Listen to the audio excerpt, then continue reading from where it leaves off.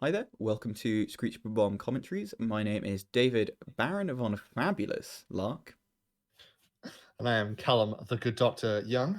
and we're bringing you action from round 4 of the group stages of the Keyforge Premier League Season 2. Do you want to tell us who we have playing today, Callum?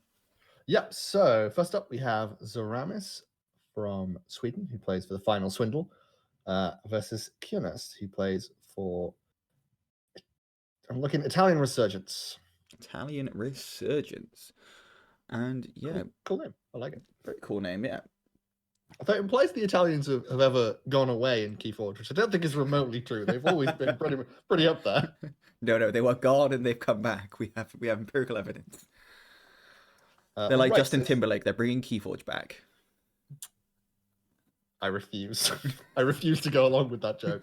All right, let's start with Zaramis. So the first deck we're looking at is NF Quinn, Accountant of Opulence. Contabile della opulenza. Sure. So we have a Martian Generosity deck, and with 2 Mars Firsts and 2 Proliferators, we're going to expect some ridiculous Martian Generosity looping, where you just keep playing Martian Generosity every turn until you have pretty much your whole deck in hand. Yeah, you also have stuff like a collector worm, which can be really good to kind of use those Mars first on if you haven't quite gotten those proliferators. Destroy them all. Always a really handy card just to kind of. You've got a troublesome artifact, a creature, and an upgrade that you want to get rid of. Like, say, Yep. if you play Saurians, especially, this can be very good for getting rid of, say, a Scutum, a Ludo, and Golden Spiral. Nice. Definitely seen that happen before. Generally, I've been on the receiving end and have been very sad about it. Yeah, so the question then is, how big an MG hit can you get? And I think with the 2 Mars First, you could get a pretty decent one. You've got a lot of expected Ember elsewhere as well. You could. I think it's just the trouble with this deck is that getting to that Martian Generosity is going to be a struggle, especially getting it into an ideal circumstance. And you look at the speed of 8.6, 6.8 of that is Martian Generosity. The only other draw you have is Dusk Chronicles, which is circumstantial at best. Yeah. So maybe. So maybe, I think. But if you can pull off that Master Generosity, you can line up some really excellent turns with the Sanctum here. Now, this I think is like some of the best Sanctum you can get in AOA Sanctum. It's real all stars, who's who. You know, Lord Golgotha, excellent rare. Before fight, deal 3 to each neighbor of the creature Lord Golgotha fights. It's like if you took Fire Spitter and Pterodactyl and smushed them into one creature. And it's like, really awesome. You've got free markets, which pretty much only gets better as more houses come out and the more sets are released. Yeah, and I don't believe that his opponent has any Sanctum in any of his decks, so free markets is generally going to be really good. Yeah, no Sanctum and no Mars either, so. Doors to Heaven as well, great kind of like pressure valve for if your opponent's kind of gone a bit off it with Ember, you can hit that. A double Obeyed and Baron Benjamin as well, so you can take some turns before to keep them off check and then just run those into things and then hit the doorstep. Yeah. Very good card. And then Martyr's End, which we don't see very often, but I love. Destroy any number of friendly creatures, gain 1 for each creature destroyed this way. No destroyed effects in this deck to take full advantage, and only 17 creatures, so not going to get the biggest Martyr's End you'll ever see, but still a very useful card, and a really, can be really good just out of nowhere for a bunch of Ember. But if you've just drawn 12 cards with Martian Generosity, it's true. It's true. Very suddenly you can have a hefty board. That is very true. Finally, the shadows. The shadows is good. It's. I think the thing is, it's defined by its absences. You know, you have no Team TP, no running risk looks, no Brenda Fanatics, none of these big steals we come to expect from AOA shadows. But still excellent cards in it. Like Nerve Blast, Life for a Life, Miasma, all great cards, really useful to have knocking around. Yeah, it's pretty decent, but you do just look at that double Lemindra and go, you could have been a Brendan and Ronnie. You could have been, yeah. And I'd be happier. The greatest buddy cop duo we've ever seen. Oh boy, yeah. But yeah, still pretty decent. So like we're coming in at a high level, so even if it's only 20 SAS, and so we automatically assume it's terrible. Yeah, and we also see Guard Disguise. And it's a card you don't see too often. It's his action, sacrifice Guard Disguise. If your opponent has 3 or fewer, steal 3. Also, great flavor text. Why, hello, fellow guards. Very thematically appropriate for shadows. Very droll. So that's Quinn. We now have He That Dreams About Car Keys. this is my kind of deck. This This is is 25 creatures, yeah, it is. and it's going to be board all day. It's a Saurian with 11 creatures and a board clear. Oh my god, it is as well. Oh dear, I didn't even notice that. It's so That's makes me ridiculous. so happy.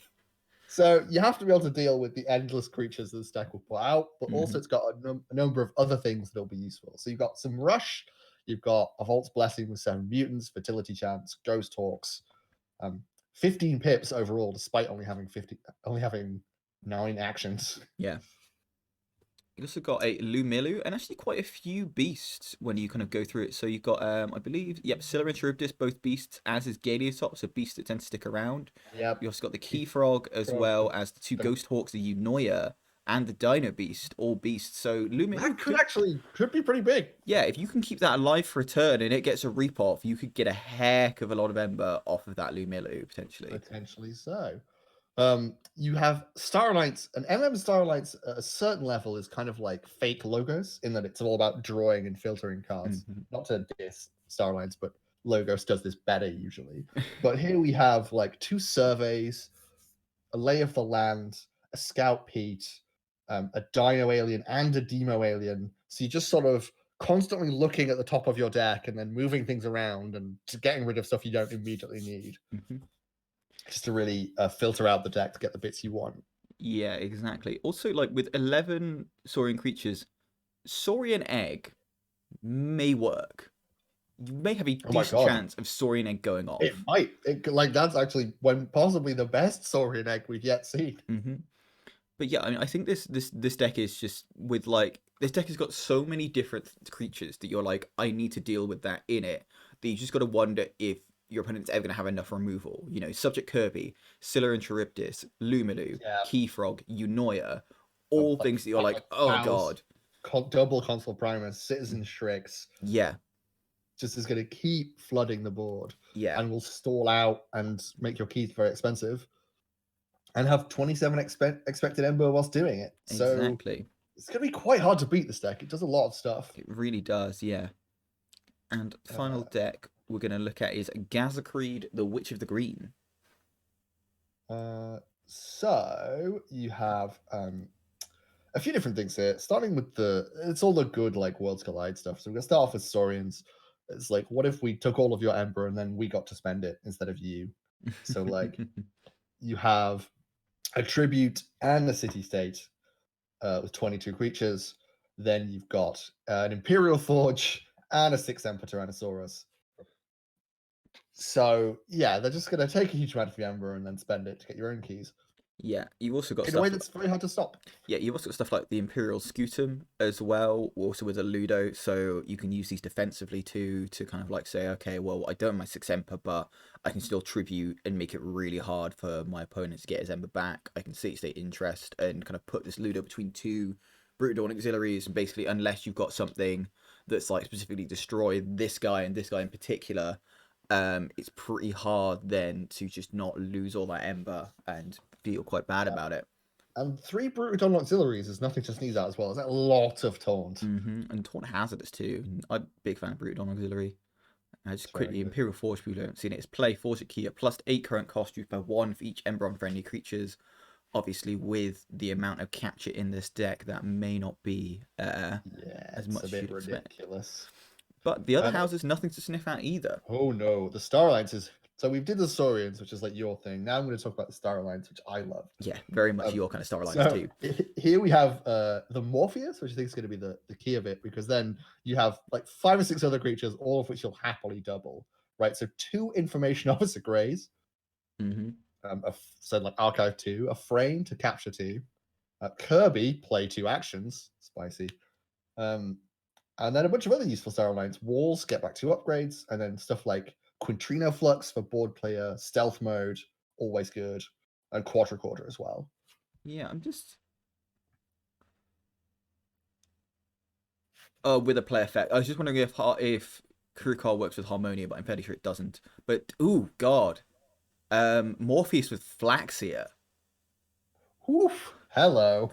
And this is bringing it Ooh, onto the ooh, I Untamed. like that. A combo I noticed as well you can definitely do is play Flaxia, assuming you've got more creatures, which 22 creatures is pretty likely. play Mustic Murmook, destroy your Flaxia, play a regrowth, bring your Flaxia back, similar to the Italian Keyforge scene bringing Reflaxia back, and then play that Flaxia again. If you can do that with a Morpheus 2, that's 8 Ember, 9 Yeah, if you and include the regrowth. also Mab the Mad, very good with Morpheus. Mustic Mamook, very good with Morpheus. Is Map the Mad good with Morpheus?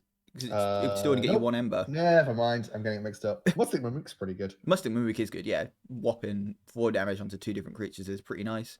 Nepeta Gigantica is an interesting one. I think generally going to be... Oh no, I got that mixed up with a different card. I thought that was the one that Former of Giants, but it's Nepeta Gigantica.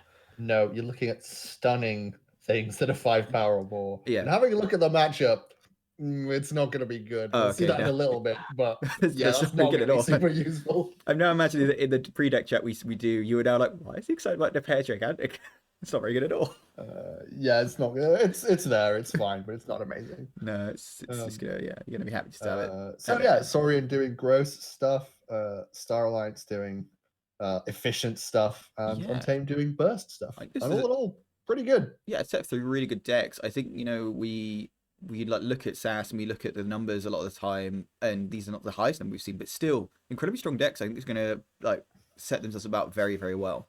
Yeah, I think that 73 SAS car keys is going to catch some people out for sure. I think that's secretly very good. Definitely. All right, let's look at Kionerst. Kionerst decks indeed. And first we'll look at is Bob-Omb, Eredito di Veneforte. One of my favorite names I've read thus far. Bob-Omb. Scholar of Veneforte. Yeah, he sounds like the lead singer of a fantasy punk band. Would play that D&D campaign. I am down if you want to run that. So. Yeah, tempting actually. Because we all just have so much spare time. We do. So let's start with the logos. So all 3 of these houses serve a different purpose, and the logos is draw, because apart from Twin Bolt, literally all of the cards serve some form of drawing or efficiency purpose. You've got 3 Tauta Vapors, you've got an Edie, you've got 2 Igors. You've got a Mimic Gel to mimic an Igor or an Edie. Like Quan, Wormhole, and then just top it all off. Knowledge is power. Yeah. I mean, you've got 4 different creatures that archive a thing, 4 different cards that archive a thing for you, and knowledge is power. So potential for very, very strong plays with that. And just setting up your combos for layer. So that's just going to be drawing. So you take a Logos turn, draw everything. Yeah. Then your Saurians is two functions: creature control and Ember control. Yeah, Saurians is good. Like it's a weird one because it is a good Saurian house. I think you're just not seeing kind of like the big rares and uncommons that really kind of like allow Saurians to pop off. So we talked about the Imperial Forge and the Sixth Emperor in Zaramis' decks, and kind of Kionerst just doesn't have this, but it's still going to be very good for kind of like doing the base Saurian functions. I mean, yeah, right. It's not bad. You've got a CSI, you've got a Tribute, you've got a Ludo to deal with that. You've got an Axiom. So we could see the full Miami. Oh, we could see a Miami. One of my favorite things to do. Triple Phalanx Strike is also pretty ridiculous. Indeed, it is. Yeah. And then the Starlights is really interesting because where we've previously seen like incredibly efficient Starlights, this is not that, but it's really interesting because it has lots of things that will just make your board really sticky and hard to get rid of. So I'm looking at it, and it took me a while to notice this, so maybe it might go hidden. But there's a Medic Ingram, you've got an Encounter Suit, you've got a Cloaking Dongle, you've got a Light of the Archons, you've got a Melina to add some Hazardous. All of these things are going to make these little Starlights creatures, and potentially their little Logos creatures, very hard to get rid of. Yeah, I think that's true, and I think there's definitely some creatures that you want to protect. So like your Babbling Bibliophile, your Edis, your Quant to an extent, and your Mimic Gel, which can be any creature that is good. And yeah, they're just useful things too, like Tactical Officer Moon to rearrange everything too once you've done all that and be like... Yeah, if you're going to put down a Melina and a Cloaking Dongle, you'd like to be able to rearrange your board accordingly to max out the benefit of that. Exactly, yeah. And yeah, all in all, this deck's going to be pretty good. Maybe a bit slow with the only 15 expected Ember, but it's going to set up some nasty Worlds Collide boards. And with 19 speed, you're less concerned about that, I'd say. True. You're going to go through your Ember generating things pretty damn fast. Indeed. So we'll next look at is Gaezong Soldato di Cumulatido. Gaetong, soldier of Cubanitito, Ah, whatever that was. this is an Uh, interesting deck because this, I believe, is one of the kind of fabled first print Kota runs where the algorithm hasn't quite been kind of like fine tuned as much.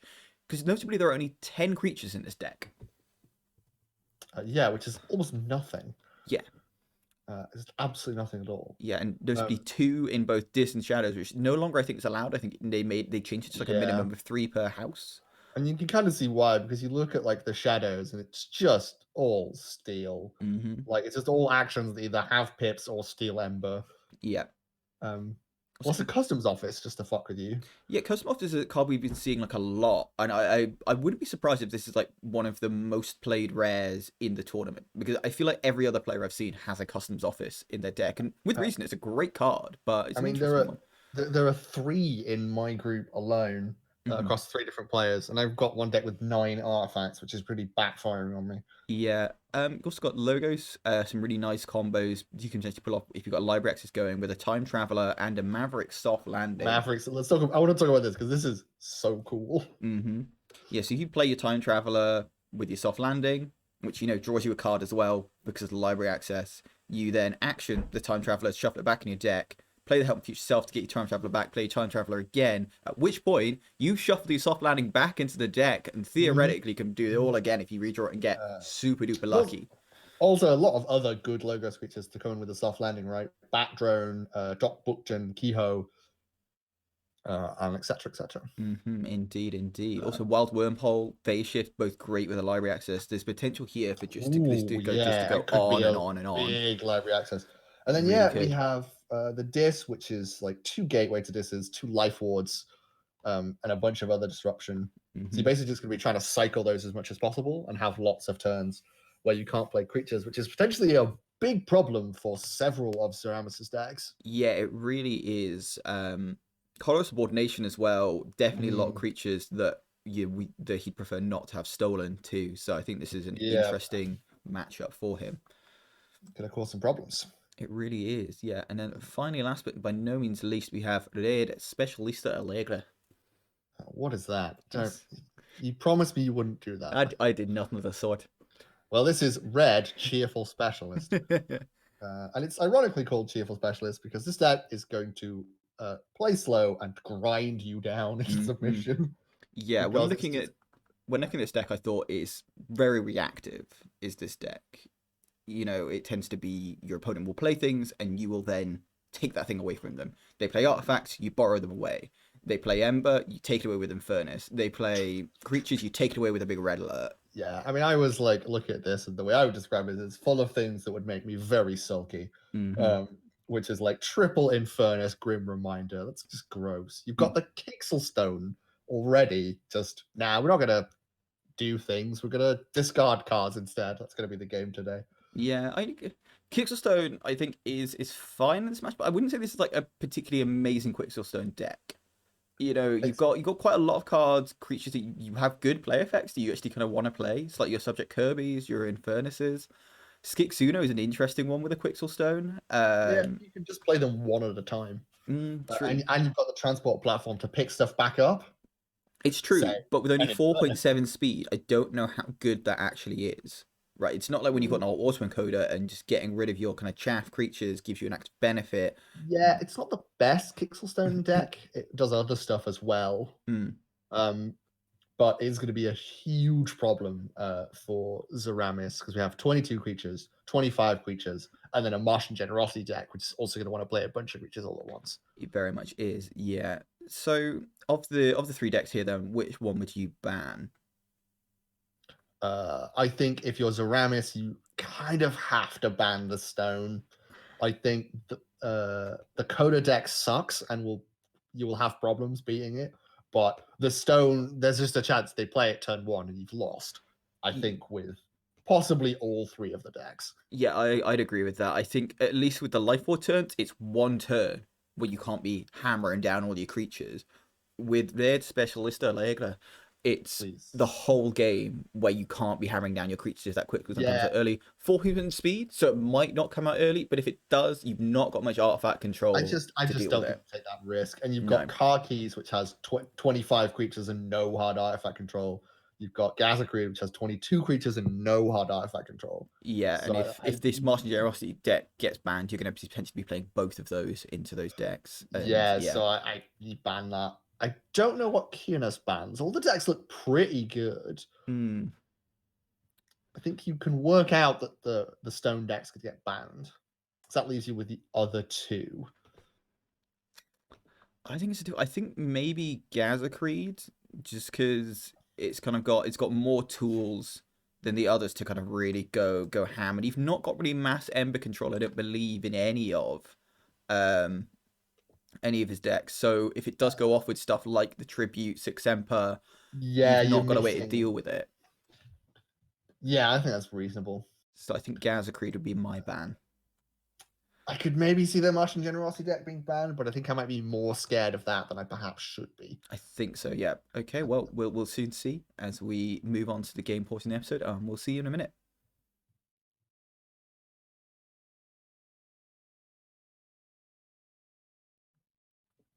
Welcome to the game portion of the episode. We have Kionerst on the top of the screen playing He That Dreams About Car Keys, with Zaramis on the top of the screen, rather on the bottom of the screen, rather playing He That Dreams About Car Keys, and Kionerst on the top of the screen playing Gerson Soldato de Cubnatido. So we have 10 creatures on the top, 25 creatures on the bottom. Jesus Christ! It's gonna be quite the match. Basically, will the double gateway, double life ward combo wreck the 25 creature deck? I think I there's think it might. there's some chance of that. Zaramis has gone for a mulligan, but we see a red hot armor out of Kionerst, just to get an ember, get it out of the hand. And we are going to see a Charybdis and a Cornerstone Octavia. Oh no! Now he won't be able to fight. What is he gonna do? Wait, red hot armor. No, as in he put down the Charybdis, so it's like Oh, he can't okay, fight. right. Can't, Oh, can't okay. fight now, as if that was a chance likelihood. This is why recording in the mornings isn't always the best idea. All right, straight into some logos. We're gonna Ooh, get the wild. lovely time travel out. Yep, wild whip onto a subtle maul. Gonna get that time traveler. Always disappointing though to use the help and future self to get the time traveler the first time. Do you really want to play the time traveler, get the help and future self later? And Ideally, yeah, but still pretty decent logos turn. oh, for sure, yeah, for Ember. indeed. We're going to see some Saurians though here. I think we're probably going to see a bit of that in our fighting. Well, I hope so anyway. Maybe I'm not. I suppose true. You need not. I'm going to see the Saurian egg. Stream favorite Saurian egg has appeared. And Saurian egg actually might be good in this deck. Yeah, the amount of Saurian creatures knocking around. Yeah, I think he may use the egg. He may use the egg, and often the war cry of the UK Keyforge scene whenever there's an egg in play. We've seen a bit of fighting, a bit of reaping, so we were both correct. Leaving up that Quixo the Adventurer. Yeah, fights the time travel off the board, which I always find interesting.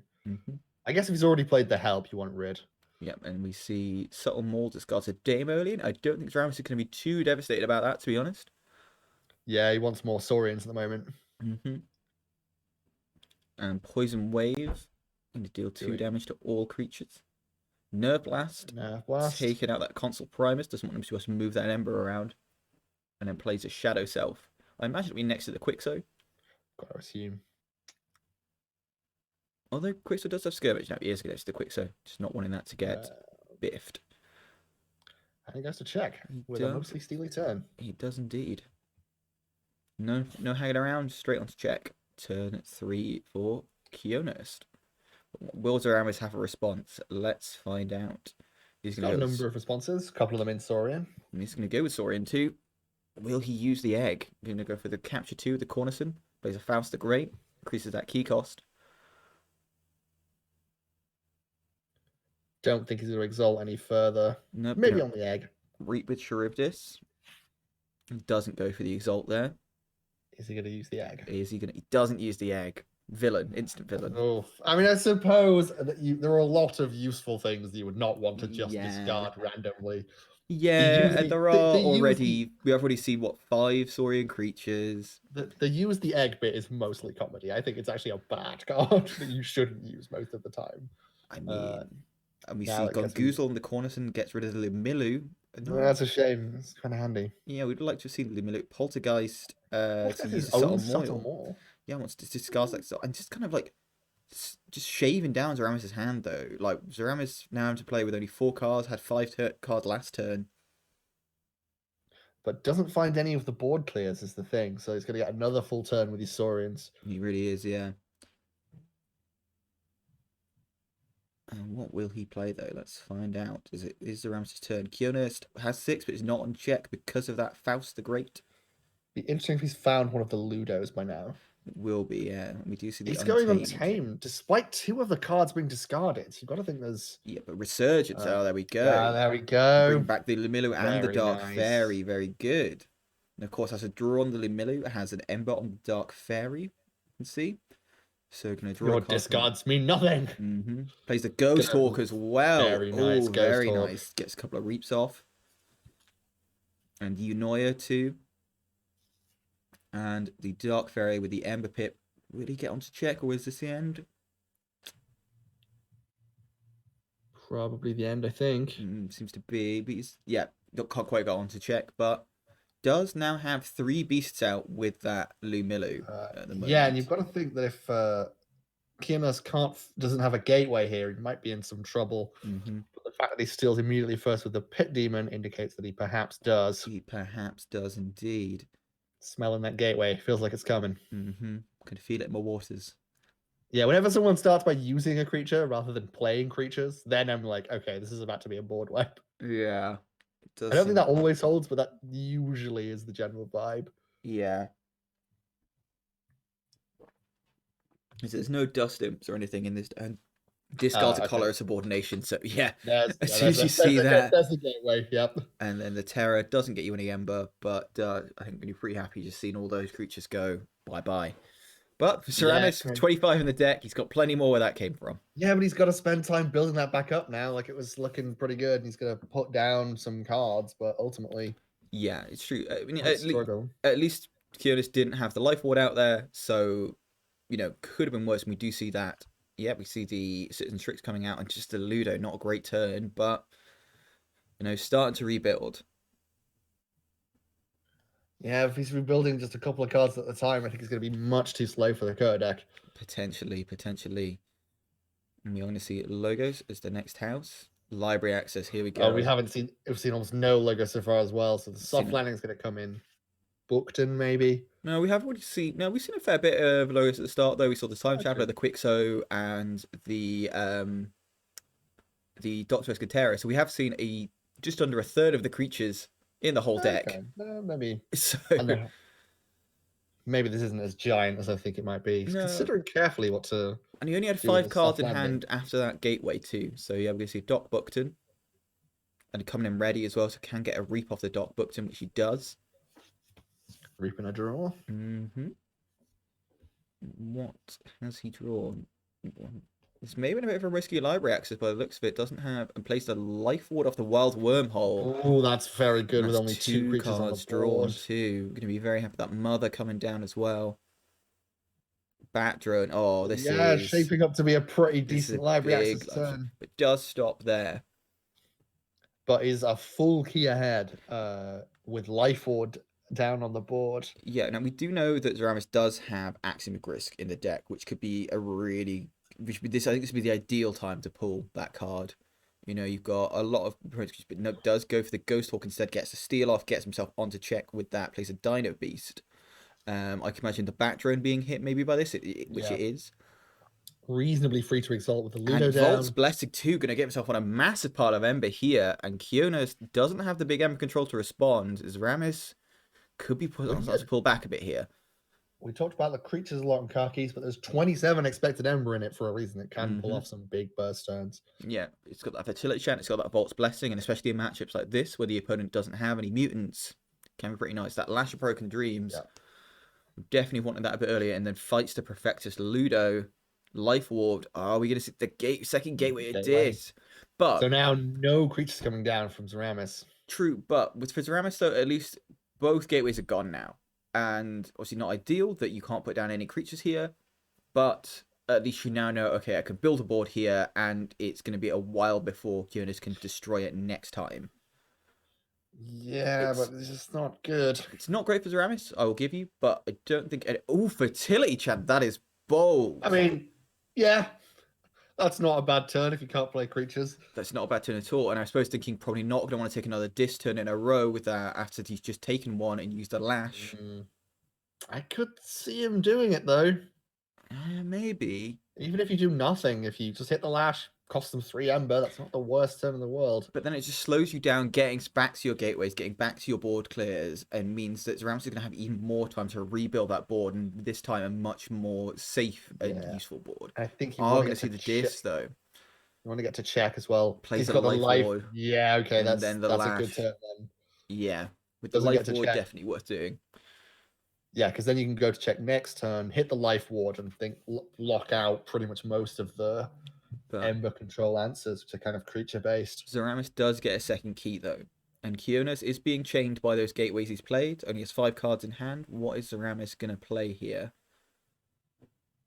This is an interesting game, it really is. If you can get a lot of creatures out this turn, that life ward becomes less and less significant if you've already got creatures on the board to play with.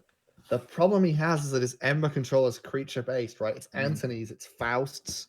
It is, it's Citizen Shricks. So if he can't play those and he doesn't get them down this turn, that's the thing. I think every chance that Kionerst just goes to Shaq and wins the game. Very true. Zaramis having a bit of a think here, giving out the just letting his opponent know that he's not disconnected. He's just considering. And I think rightfully so. You're in a tough spot here. Oh, definitely, yeah. I think this is the kind of turn that is, and the fact that he's thinking about it suggests that he definitely has options in hand, and this is the kind of turn that really could swing the game one way or t'other. Is that word of the day? T'other? Because I kind of like that. T'other's good, yeah. T'other is a Yorkshireism. It's a shortening of the other. It's interesting because I'm from Stoke, where you don't do the t so much; you just drop it fully. It's like it's one way or other. Yeah, I'm from Newcastle originally, but a family from Sheffield, so I'm familiar with the t'other. Subject Kirby, and plays the Anthony. Okay, because you've got to do that now. Yeah, plays the Ludo off the subject Kirby is real nice. I think that's a very strong play here as well, because expecting the life ward to happen, you're going, right, I need to stop him having Ember now, just so he can't get up to 6 in a way where I can't knock him off. So I think that's a very smart play from Zaramis. Discards the survey, which is interesting. Clearly decided that he wanted all of the cards remaining in the deck. Which I think has got to be a good sign for Zaramis. It's got to mean that he's got some good cards in the deck that he really doesn't want to lose. We are going to see Shadows, plays a customs office. What have we not seen? We haven't seen Key Frog. We have not. We haven't seen some of the aliens or the subdues. And I think maybe that's what he's thinking, is that if he can get the Key Frog down in a turn. I mean, suppose, with the subject Kirby sticking on the board, if you can get Key Frog out with the Kirby, then hit it with those surveys, potentially could be getting a key out of nowhere and stealing this with your Zaramis. You could also use the Dino Alien as well. Let's see if he gets life warded. Do you see the Urchin though? Did the Urchin actually steal anything though, or did he have anything to steal? No Ember. No, didn't have any Ember. We are going to see the Pawn Sacrifice taking out the Kirby in a ghostly hand, just getting 2. And yeah, this is why that Anthony was key. Because if he hadn't used that Anthony, Kionerst would have been on 7 Ember here after the Life Ward, and I can't think Zaramis would have had any way to deal with that. No, saw that coming, knew he had to play Anthony immediately. Unfortunately, with that subject Kirby being hit, that is one less way of kind of getting that big Key Frog out. Yeah, I'm not sure how he's going to pull this out. You just do have problems running with the 25 creature deck when they've got double gateway, double life ward. He's going to go Saurians though. Discards the Axiom. Discards the Scylla. Interesting discarding these creatures. I can't think why you wouldn't just want to play. Oh, because of the life ward. Can't play them. Very professional Keyforge commentator. Yes. So I think Kionerst might have this. I don't know. I mean, I'm trying to think what we have. A twin bottom mission which is going to take out that Ludo. That's a big problem. Phase shift into red hot armor. No armor on. Okay, so Kionerst is on check. Does Zaramis have a way to stop him? He's going straight to Starlines. Don't know if he does. Lay of the land. Looks at the top 3. Never a good sign. Go looking first. No, but I think Jiminy is the sensible order to do things though, because you want to kind of like just kind of know exactly what's in your hand and exactly what the possibilities are before you play anything. Plays a Scout Pete, captures one. All right, so one step closer. Of course, does have to capture two here because one of the Ember on that Anthony is going to go back to Kionerst at the end of the turn. Yeah, don't think he's gonna manage it. Let's see. Nope, that's it. GG from Zaramis though. Plays the Subdue. Plays the Dino Alien. And with a detention coil, if you know, if that Kirby could have lived, we might have actually seen enough to get that Key Frog off. Yeah, it was close. Yeah, it's a gamble that you have to run a second gateway. I think it's very fair. Yeah, it was a reason. Like, I don't think Zaramis did anything wrong here. Just it's No, a bad not at all. matchup, and things lined up very nicely for Kionerst. They did indeed. Okay, so we will see you in the second game. Alrighty. Hi there, everyone. Welcome to the second game of the episode. This time we have Kionerst on the top of the screen playing Varog Boom, Erudito di Venaforte, and we have Zaramis on the bottom of the screen playing Gazakreed, the Witch of the Green. So Zaramis choosing to switch it up. Mm-hmm. And we have a Worlds Collide match, which is going to be, I think, ridiculous. Both of these decks do some absolute not Worlds Collide nonsense. We do indeed, and we have a Quant coming out nice and early. Quant, I think, in this deck particularly having big Witch energy, you kind of want it dead as quickly as possible. Ooh, but this is very nice opening though from Zaramis. 3 very good Saurian creatures get down nice and early, along with the Phalanx Strike to take out that Quant. Oh man, I've just thought about repeatedly using a Philophosaurus with the Knowledge's power. Oh boy.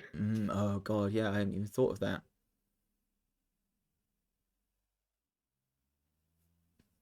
And Tactical Officer Moon's going to rearrange, move that Philophosaurus out of the Brutador and Auxiliary's protection. But there is 2 more in the deck, so not out of the realms possibility we're going to see that Philophosaurus behind another Brutal Auxiliary before too long. As the Explorer Rover does come down. Creature rather than upgrade. Indeed, and we're going to put Melina's Blaster and an Encounter Suit onto Tactical Officer Moon. Not the best encounter suit target. I can't imagine he's happy with that. No, but we are going to see Saurian again here. Yeah, very obviously. Like, you want to get a root with the Philophosaurus. You definitely do, yeah, so. Rootedon will fight something. Yeah, fights the Moon off the board. Mm-hmm. Stop that kind of problem with Quadricorder, perhaps. He's going to archive 1, move 1 card to hand, and discard a card. Just such a strong effect. It really is, yeah. You got to think. Philophosaurus is one of these ones where it's like you could have made that exalt when you do it. I don't really see why it's not. Why does that not require exalting? That just seems sensible. But as you would say, Callum, Saurian's master of putting Ember on creatures and using it anyway. So discard the stealth mode. So whatever the other 2 cards are must have been pretty good. Yeah. And Brutal Auxiliary may have been one of them there. Is very happy to get that Philophosaurus behind it again. And just kind of to build up the Great Wall of Rome here with these Saurians. And we do have some answers out of the deck on top. But interesting, though, that we didn't see Zaramis really play many cards that turn. You only saw him actually play that Brutal Auxiliary, and then we've seen Action Grist. One of the big board answers. I think he needed that. If not now, soon. But yeah, having to use both the Imperiums here and having to use Axiom of Grist very early on in the game for Kionerst. I don't think he'd be too happy about that, to be honest.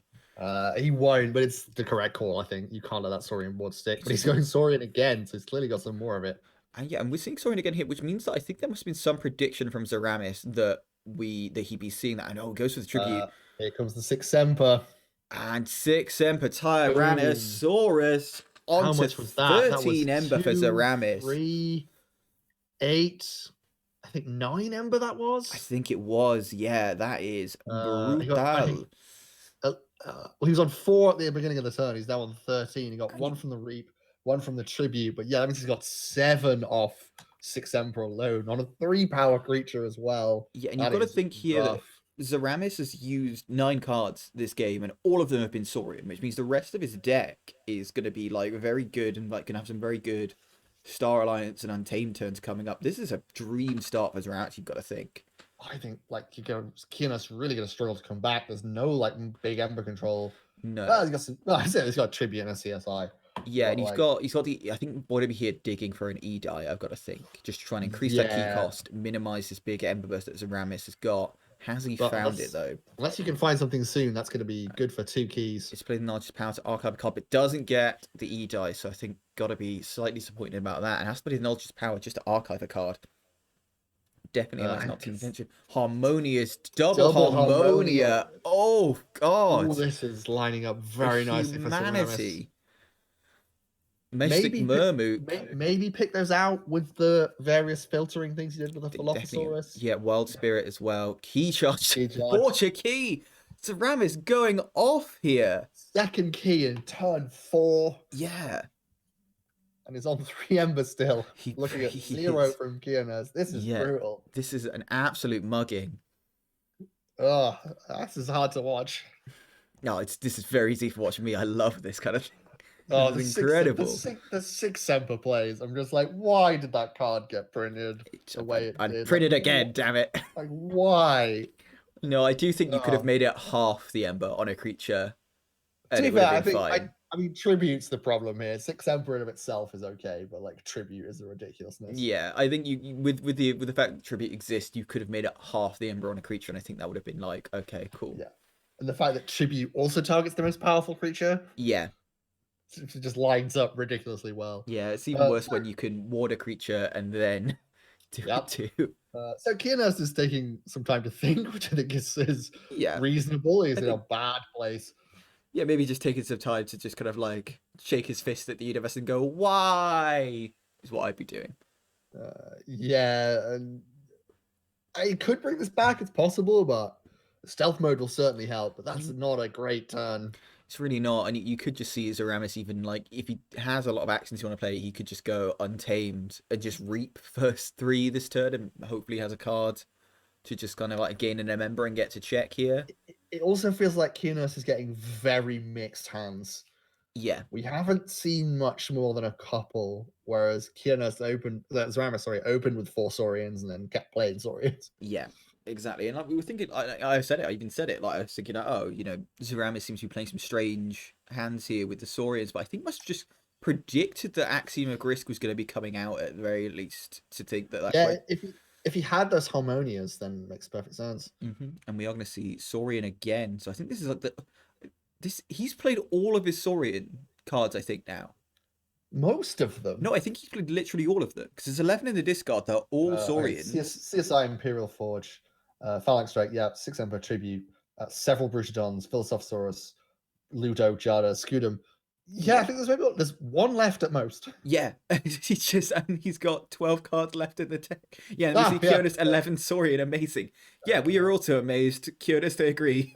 Yeah, he got to filter it a bit with the Philosophosaurus, but sometimes that happens. Oh yes, one of them was a stealth mode he discarded, which now makes complete sense why he discarded that stealth mode. Yeah, if that was like more Saurian, then yeah. Yeah, and we only see the Phalanx Strike hitting the Ludo, and I've got to think maybe not quite enough creatures though to kill the Mystic Mermook. We're going to hit one of these Harmonias, not wanting them to get even more Ember. Starting to punch back a little bit. And he's going to exalt that Igor.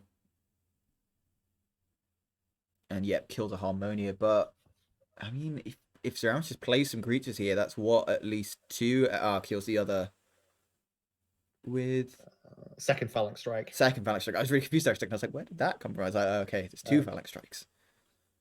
And then exalts the Igor again and then kills it to ditch the Ember with Ludo, which is a very nice play. That's a very nice play, yeah.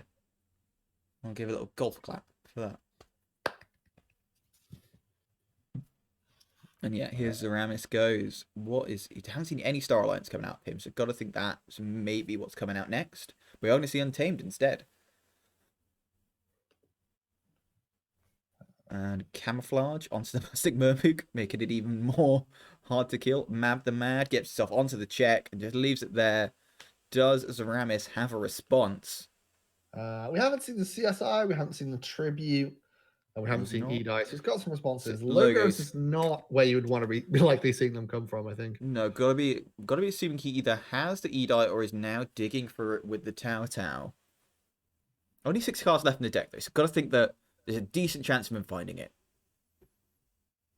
Yeah, reason why I think to take the And logos does here. does play the Edite. Here we go. Yeah, because you stop the key and you also draw a bunch, get more creatures to potentially put down for the CSI. And Mimic Gel. Mimic Gel, very nice. May just go for the Another, second Edite, I think, is what I'd be tempted to do. yeah, like you've got to get rid Which of he 2 of does. them now. Yeah, second Yeah. Edite. There we go. All right. And maybe seeing a bit of a fight back from Kionerst here, because I don't think... Does Zaramis have much board clear? I don't believe he does. I mean, there's a Quintrino Flux. Oh, Which that would would be do it. pretty Yeah, brutal. that'll do it. And he's picked something Decent up from the start. archives. So I mean, maybe probably seeing... gonna be it's probably coming. I feel like it's coming. Yeah, I think there's a strong possibility that we are going to see a quid, which is brutal here, because there are a lot of 3s in. Yeah, he hit that Starlight's button very He quickly. really did. Yeah, Lieutenant Kurukar. No, he's placed with us the first. Damn, there's the Quintrino. There's Flux. the Quintrino Flux going for 2s and 3s. One but a 2. Fives and 3s.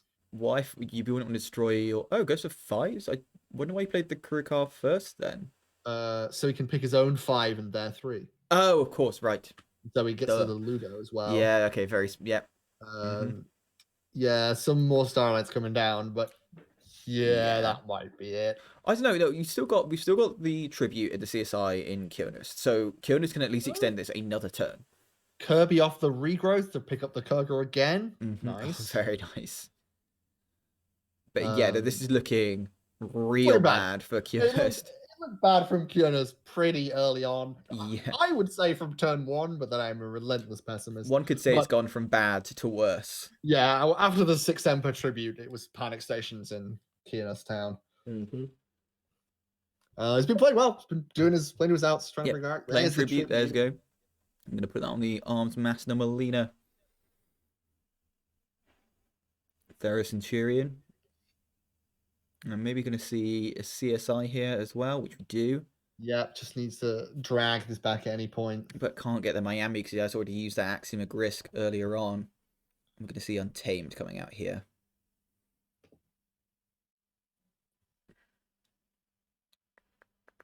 Mustic Moment, going to go for the Reap Molfin.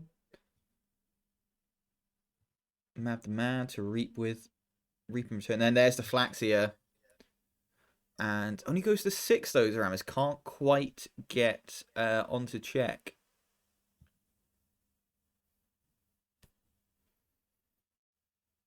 And Kionis goes for the Logos. Plays an Igor. Is looking for things. Has some time now that Zaramis has not gone on to check. Chance to redraw that E-Die, I think, would be a big one. He's now reshuffled. Or get another tribute, get a CSI, get an Axiom, do the Miami, that kind of thing. Like, there are some... A lot of cards still in his archives, which is making me wonder what they might be. I do wonder if that's kind of like just a kind of like deck thinning strategy, though, because I think we've seen a lot of the cards that are really big outs for him at this point, and maybe just kind of think I'm going to keep these in my archives. So if I hit an E-Die, it's going to be a big, key cost increase.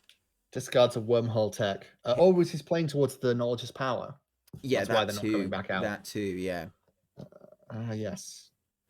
I think the thing is here, though, I don't know, has Zaramis like run out of gas here?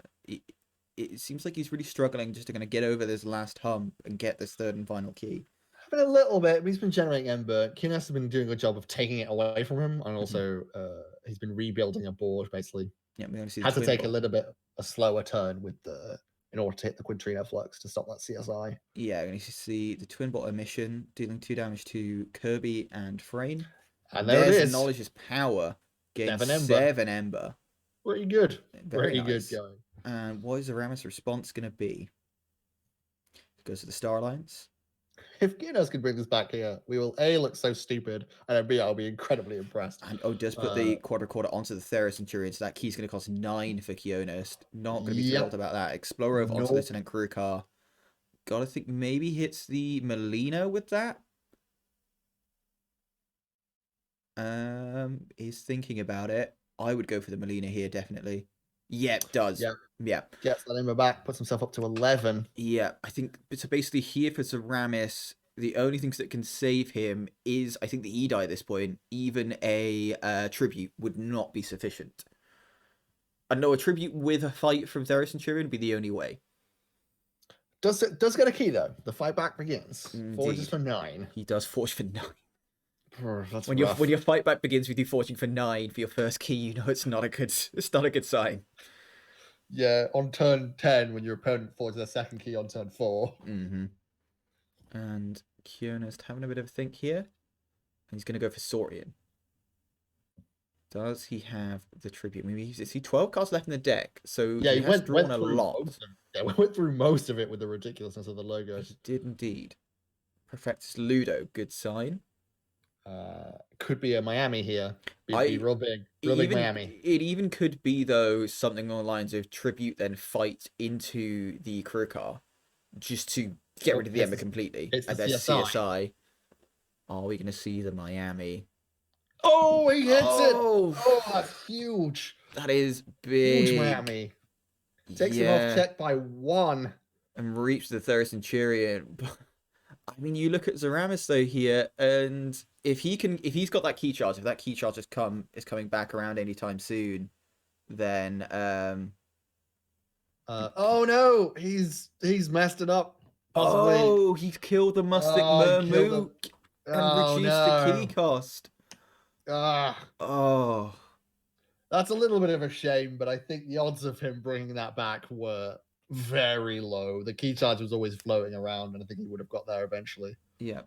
And we are now just going to go straight into the third game here. We now join us at the third game. They've used an innovative new way of dealing with choosing who goes first that I don't fully understand, but both seem happy with it, and we seem to have got here. So we are seeing Kionerst play CXO Tabor first. Okay, so we starlines all over the place. Mm-hmm. And there's Lumilu, the card draw. Very nice because you can drop a couple of beasts and then reap with it. So good target for such a Kirby. Yeah, we have Zaramis on the bottom of the screen and Kionerst on the top of the screen.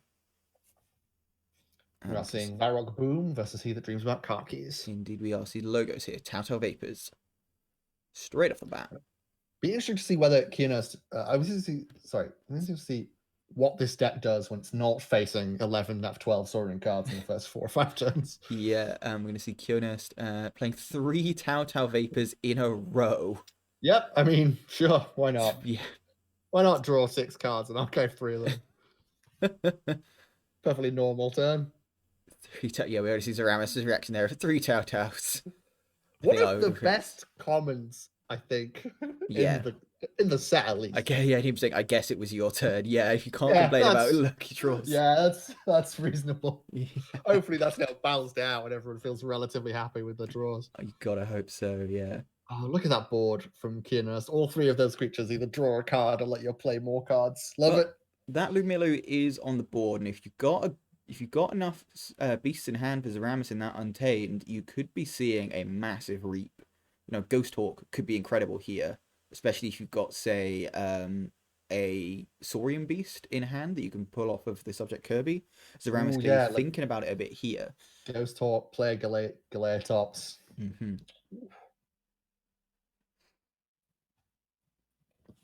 And I do believe that Lumilu does count itself as a beast too. So Lumilu does not. Oh, does it You're not? incorrect. Nope, it's each other friendly beast creature. Fair enough.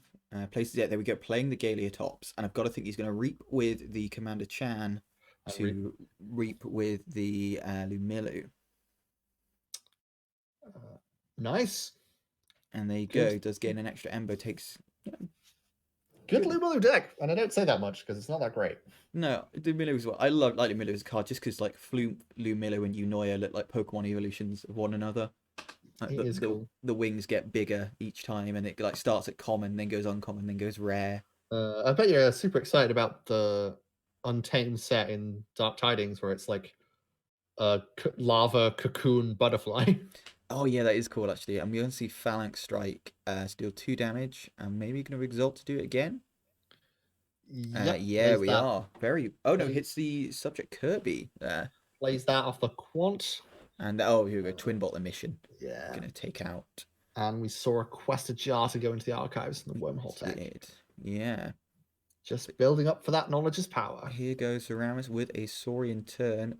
Gonna use that to fight the Wormhole Donation, get an Ember off it. There's Yeah. Charybdis. Faust the Great. And stuff like Charybdis and Scylla are going to be a much bigger role in this matchup than they were in the first game. Because obviously, Kionerst is playing a much more board dependent deck. Yep, very much so.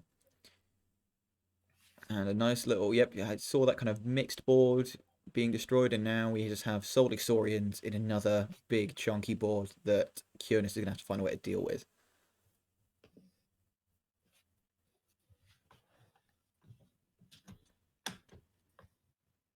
And Kionis having a bit of a consider here. Has played a lot of logos already, so yep, isn't going to use the quant this time. He's going to go Saurian instead. So pick up the archives. Not a terrible time to see a Axiom of Grisk here. Wouldn't be unhappy. Some nice cards that you're happy to get rid of, but knowing how many creatures there are in Zaramis' deck, you maybe want to just kind of hold off a turn or two.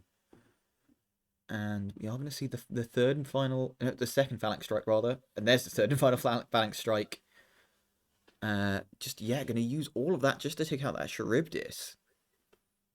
And there's the Axiom of Grisk. Just wanted to empty the board.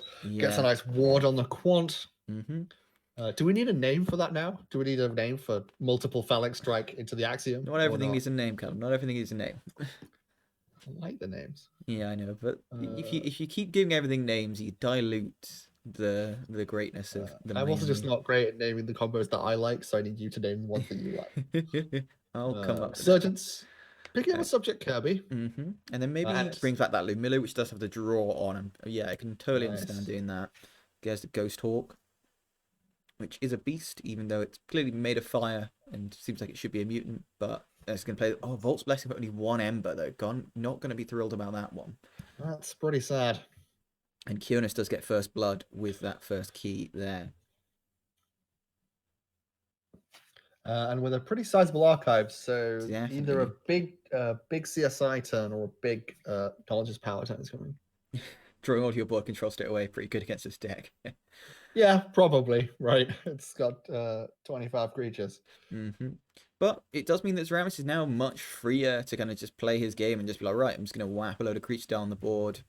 Try and stop me, bro. Varrock Broomer does not go anywhere near as fast as the Coda deck we saw earlier, so no, has more time to build up. I suppose the only problem here is though that Zaramis doesn't really have ball control of his own, apart from the Axiom, which isn't very useful here with all these creatures. So it's about the fact that we do see Zaramis, like we know he's got a lot to use in that. It does mean that he's going to struggle to fight back against Kionerst, what is developing into quite a large board with those two Theras. Yeah, he kind of just needs to be throwing creatures down. That detention coil, though, is very good. It does mean that Thera isn't going to be able to fight, which, is kind of its whole raison d'etre, when it's going to be using that fight to capture. Raison d'etre, another potential word of the day. I think if we see Saurian from Kionerst, we're definitely see that Thera Centurion fight that Ludo, or he removes all the Ember on the Thero and stops Zaramis having the same capability. But we may be seeing Star Alliance. We haven't seen it at all yet from Kionerst. I've got to think that's... Unless it's just all in the archive. He's kind of been building up an archive of Star Alliance. It may all be in the archive, because obviously we've seen a lot of logos and we've seen a lot of Saurian. We have indeed, yeah. And Kionerst having a bit of a think here. Well, if it is all Star Alliance in the archive, you've got to think whether it's worth picking up or whether you save it to try and hit a big Knowledge's Power. He's just going to play the Star Alliance. Doesn't pick up the archive there. He does play the Medic Ingram, warding the Ludo. Very sensible. But what else does he have? Tactical Officer Moon. Can't think there's much point of rearranging anything right now. Well, we'll see what we've got in terms of upgrades. Stuff like Melina and Cloaking Dongle might be appearing, so it might make a difference. Very true, yeah. I suppose, you want to get, but then you presumably would have played the Melina first, if that was the case. Maybe, yes, but the Cloaking Dongle is still potentially a thing. Could just be some pointless rearranging. Could be, yeah. I often just like to rearrange my opponent's creatures just to just to mess with them. And sometimes just to do nice things like putting the Vinders next to each other or putting Hyde and Vellum next to each other, nice Just things like that. a little bit of whimsy. I do like a bit of whimsy, you know this. And I puts do. Garcia's blaster on the Thoracic Shroom with a detention coil, interestingly. Gives him a nice reap effect. It does. I suppose it means this one's at least less likely to want to die as well than the kind of one with all the ember and stuff on. But Zaramis is Yeah, going and to have a turn. your Starlight creatures are a lot easier to kill. And here's the Saurian Citizen Trick's going to steal one, Professor Ludo, the second one coming down. What do you do with this Ludo? You are on check, but with that Third Centurion, you can be knocked off with a Saurian fight. Maybe just Reap with the Ludo, get yourself onto 7, make it harder for Kionerst to stop you. But he does, I believe, still have the Tribute knocking around. So, yep, goes for the fight on the Medikingram instead. Yep, stop that board getting too sticky. Indeed. No one likes a sticky board. You said that like it was an innuendo, and I don't know why. It seems very reasonable. No one likes a sticky board, Callum. I don't know. Your mind's going other than the gutter. It's your tone of voice, darling. Filthy, so it is. The only trouble with that Professor Ludo fighting that Ingram is it is now in range to be blasted by Garcia's blaster. If Kionerst does go Saurians and Reap with that Thero, so not ideal on that front.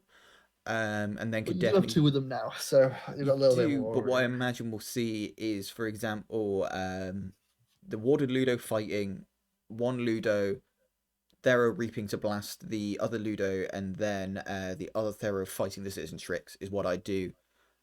You then get the capture, you get the Ember back from the Tricks, and you keep your Ludo alive. It does take your ward off your Ludo, which isn't ideal, but I think is a small price to pay. I'm going to see Logos instead that goes for the Igor. And with only 9 cards left in the deck, this is going to be a powerful effect here. I've got to think he's like searching for stuff like that Tribute that we have not seen yet. I think he's going to be looking for the Knowledge's Power if he doesn't already have it. Yep, that too. We've not seen an Edi yet, I don't believe either, which I think would just be good just to stop Zaramis from forging this turn.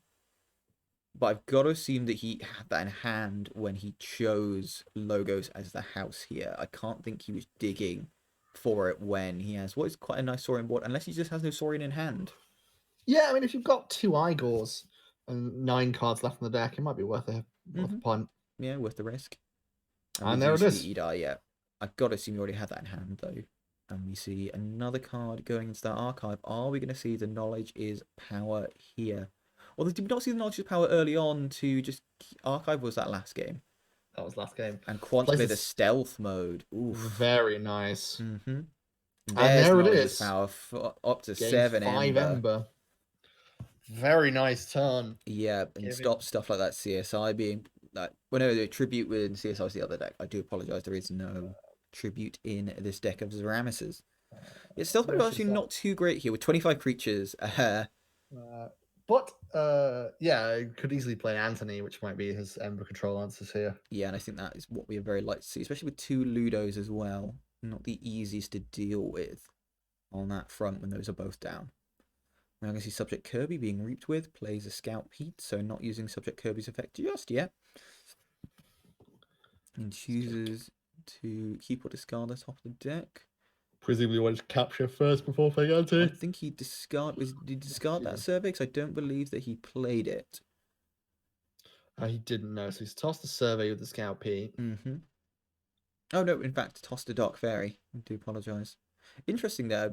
It's not a bad card to see, but I suppose just kind of maybe looking more for other answers in his deck. And there goes the Anthony. And does get the capture. Captures onto the Subject Kirby, interestingly. I suppose, yeah, actually, no, it does make sense. Although I maybe would have put it on a Ludo, being that the Ludos are going to have to be killed the Ludos, you're going to have to kill one Ludo to kill the other. At this point, unless we should kill the other Ludo first. Yeah, no, I think probably Subject Kirby was the right choice. Dino Beast. You're kind of, to an extent, trying to save yourself from any potential axioms. Yep, and does take out. Oh, that's very true as well. It does take out the Edie with the Dino Beast effect. Nicely done. And we see Saurian straight away from Kionerst. Yeah, the No problem is that hesitation. did not deal with the board at all. No, and we do see that tribute going to be Oh going on boy. to the Thero Centurion. And do we then see the sick Semper? No, because it's not in that deck, but there is a city-state interest. Is oof, that is going to be a lot of Ember going away, and I think we're going to see this Thero fight into probably one of the Ludos, just to get rid of what is it, 9 Ember that's stacked up on that. And yeah, exactly what happened. All gonna go away. It really is, yeah, and that's a big blow for Zaramis. You know, he's now on no Ember, no keys. Like 8 turns have gone by and he's got 0 Ember, 0 keys. He does have a good board though, like a lot of good creatures there. Definitely is not out of this at all yet. But I think the problem here is that you're going to see probably that second Ludo being destroyed by a Reap from that Thero Centurion. Unless I'm very much mistaken. All of that Ember is up for grabs. Mm-hmm. It very much so is, yes.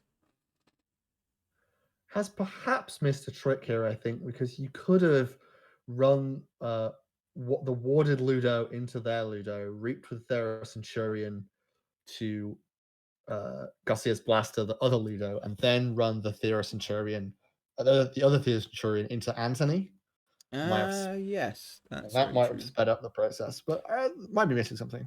I also think like maybe if you're Kionerst, it's just not as urgent, I suppose. Really, you're just no. I've seen many players, I think myself included, at various points, just leave Anthony on the board. You don't want it going back into the deck to surprise you again, and you'll just happily take 1 Ember every turn. And we're going to see Imperium here, presumably on the Ludo, and the Thero Centurion. Yep. This is looking worse and worse for Zaramis here. It's not looking good at all, and that archive also is just sitting there still, right? Mm-hmm. Yep, and we have seen the deck draw back around at this point, so Knowledge's Power could just come back around, get you a and I think that's a strategy that we didn't talk about during the deck chat, right? It's just leaving that there in the archives, making your deck hyper efficient because you've taken out 5 or 6 or 7 cards, and just getting repeated massive hits with Knowledge's Power. For sure, definitely, yeah. But what is Zaramis going to do in response here?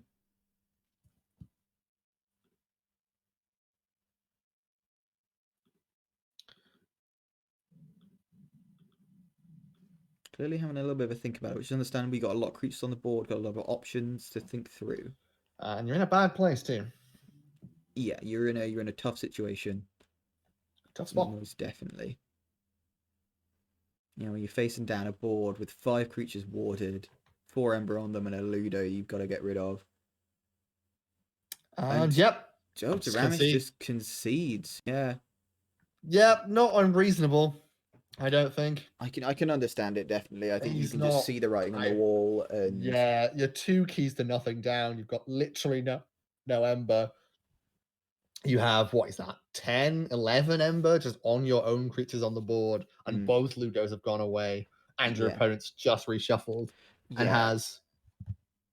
was that only 12 cards in the deck? Or am I misreading that? That is 12 indeed, yeah, with that 5 in the archive. Significant board. So they're just going to go around again and again and hit Knowledge's Power very soon. Yeah, I think what you're fundamentally going to would have seen is probably Zaramis Reap with Citizen Shrix rather, to knock Kionerst off if he really wants to, but then you see on the next turn, destroy that Anthony if you want, fight into the Citizen Shrix get. I mean, even if you Reap with the Shrix, he gives one back with the Anthony, so it wouldn't have stopped him. Very true, yeah. I think you just, understandable. Zaramis here, just thinking, very reasonable concession. Probably looked at his hand, looked at what's left in his deck, and just going, likelihood is, he's going to forge 2 keys in the next 2 turns, and there's not much I can do about it. Yeah, but 3 pretty great games. Yeah, definitely so. Yeah, I mean, a lot of Saurian shenanigans. Yeah, I think Zaramis maybe somewhat unfortunate there. It seemed like Kionerst getting his board clear so early on meant that he could just kind of Zaramis didn't get a chance to kind of get those big turns that he really needed just to get ahead. Yeah, and also didn't have time to sort of insulate himself from the Axiom, which I think he was clearly pushing towards. He definitely was indeed. So a bit unfortunate in the draw in the 3rd game. and a real bad matchup in the first game for Khakis, which I think is a pretty good deck Oh, from what we've definitely, seen. yeah. It's not having a good time today, but I would be worried about facing that in Triad. Oh, for sure. Yeah, no, I think all the decks we've seen today have been very good decks, as well as ones that were banned. You know, like as we It's like said, KFPL. It's like this all the time. yeah, not some of the highest SDS decks we've seen, but just like very kind of like, for want of a better term, well crafted decks that work very well within the decks and kind of have clear game plans. And yeah, I'm big fan of all of them, especially the Saurians, as I always am. Yeah. A lot Well, of fun Starlight Smith. A lot of good stuff. yep, sadly, no need for a Seals game between the two of us this time. Just Oh, I'm gonna. sure you're devastated. It's just such high quality Keyforge that Yeah, always no, happens there. no room for Callum to Shanghai me to a victory again.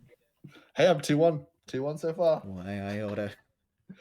But Well, yeah, we'll see if we have one the next time we do something. indeed. Well, thank you very much for watching. I've been David, Baron von Fabulous Lark. And I've been Callum, the good Doctor Young. We've been Screech Brown Commentaries. Thank you very much for listening, and goodbye. Bye bye.